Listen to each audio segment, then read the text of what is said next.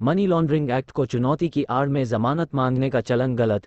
ऐसी भाषा। नई दिल्ली सुप्रीम कोर्ट ने मनी लॉन्ड्रिंग से जुड़े मामलों के आरोपियों की ओर से धनशोधन रोकथाम अधिनियम (पीएमएलए) के प्रावधानों पर सवाल उठाने की आड़ में समन को चुनौती देने या जमानत का अनुरोध करने के लिए अनुच्छेद 32 का इस्तेमाल किए जाने के चलन की मंगलवार को निंदा की। असल में संविधान का अनुच्छेद 32 व्यक्तियों को यह अधिकार देता है कि यदि उन्हें लगता है कि उनके मौलिक अधिकारों का उल्लंघन हुआ है तो वे सुप्रीम कोर्ट का रुख कर सकते हैं। मामले में जांच का सामना कर रहे लोगों की ओर से दायर याचिकाओं के एक समूह की सुनवाई के दौरान शीर्ष अदालत ने ये टिप्पणी की। प्रवर्तन निदेशालय की ओर से पेश हुए सॉलिसिटर जनरल तुषार मेहता ने की कानून की संवैधानिकता को चुनौती। छत्तीसगढ़ में कथित शराब घोटाला याचिकाओं के सुनवाई योग्य होने को लेकर गंभीर आपत्तियां जताई। मेहता ने कहा, देने वाली याचिका दायर करने और फिर कोई दंडात्मक कार्रवाई न किए जाने का एड की शक्तियां कोर्ट ने रखी थी कायम। जस्टिस बेला एम त्रिवेदी और जस्टिस प्रशांत कुमार मिश्रा की अवकाशकालीन बेंच ने मंगलवार को कहा कि विजय मदन लाल फैसले के बावजूद धारा 15 और धारा 63 और पीएमएलए के अन्य प्रावधानों की संवैधानिक वैधता को चुनौती देने वाले अनुच्छेद 32 के तहत इस अदालत के सामने रिट याचिकाएं दायर करने और फिर इसके परिणामस्वरूप राहत का अनुरोध करने का एक चलन मौजूद है।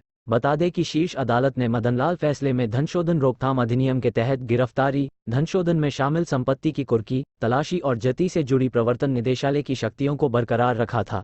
जस्टिस त्रिवेदी ने कहा, इस कोर्ट में जारी यह चलन परेशान करने वाला है। आदेश प्राप्त करने का एक नया चलन है, जो वास्तव में एक अग्रिम जमानत होती है। अतिरिक्त सॉलिसिटर जनरल एसवी राजू ने भी मेहता का समर्थन कर कहा कि बार बार दायर की जाने वाली इस प्रकार की याचिकाओं को लेकर शीर्ष अदालत पहुंचने के चलन पर रोक लगनी चाहिए। विधि अधिकारियों की इस टिप्पणी से पहले याचिकाकर्ताओं के वकील अभिषेक सिंघवी ने याचिकाओं को वापस लेने और जमानत के लिए हाई कोर्ट में याचिका दायर करने की अनुमति दिए जाने का अनुरोध किया। सुप्रीम कोर्ट की बेंच ने टिप्पणी की कि शीर्ष अदालत एक वैकल्पिक मंच बनता जा रहा है। उसने कहा कि आरोपी हाई कोर्ट के पास जाने और वहां कानून के प्रावधानों को चुनौती देने के बजाय सुप्रीम कोर्ट में समन को चुनौती दे रहे हैं।